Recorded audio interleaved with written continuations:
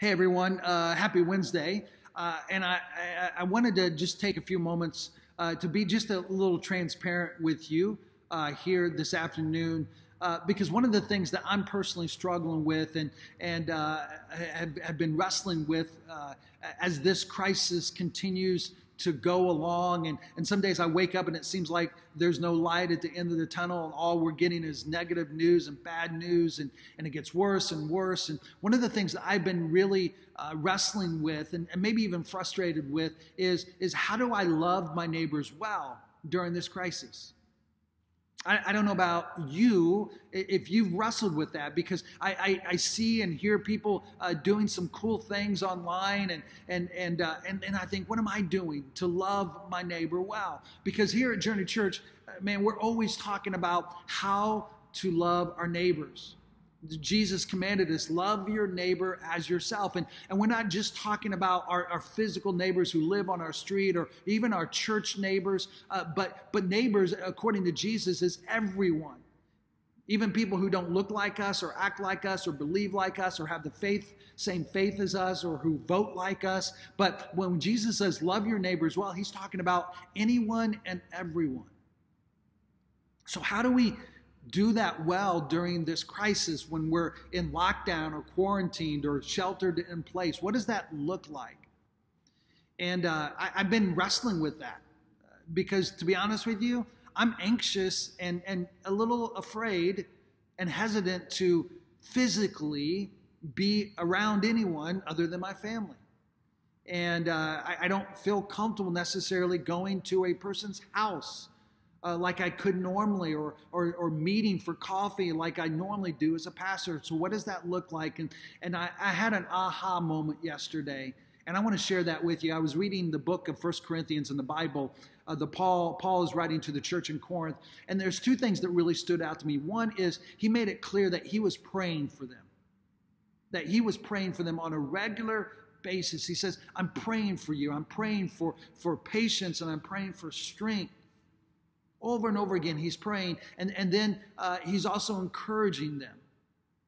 In fact, he says on a couple of times, I want to encourage you in this way.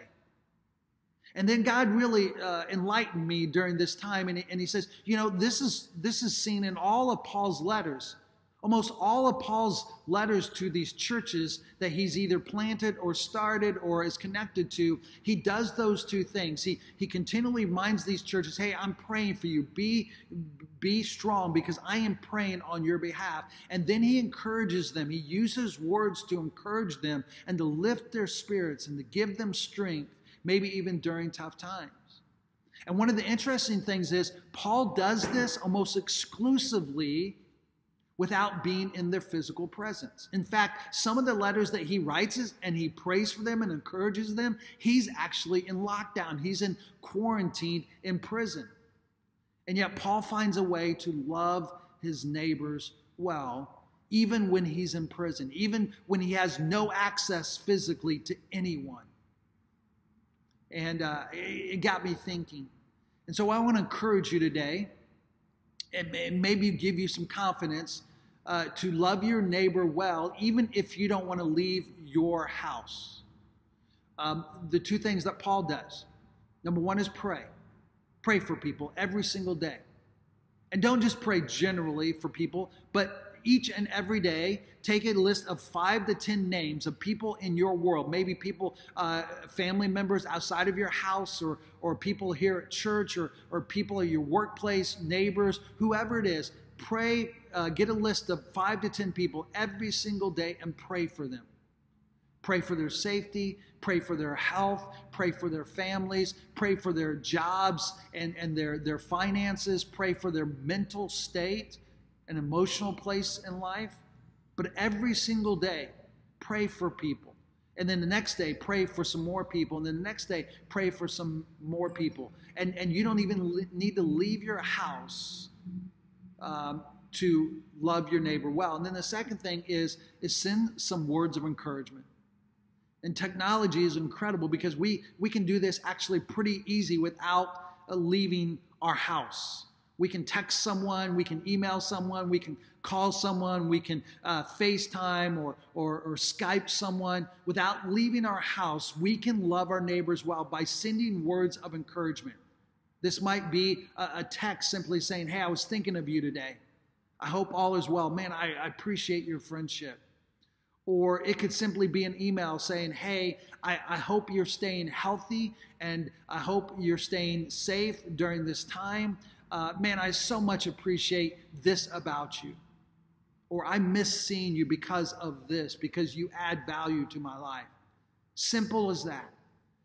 And so I want to encourage you today that you don't have to stop loving your neighbor simply because you don't leave your house, simply because you're quarantined or sheltered in place. You can love your neighbor well by simply praying for people every single day and sending out words of encouragement through the resources that God has given us, technology that God has given us. So I pray that we as a church and we as a people will continue to love our neighbors well, even when we're stuck inside our house, even when we're sheltered in place.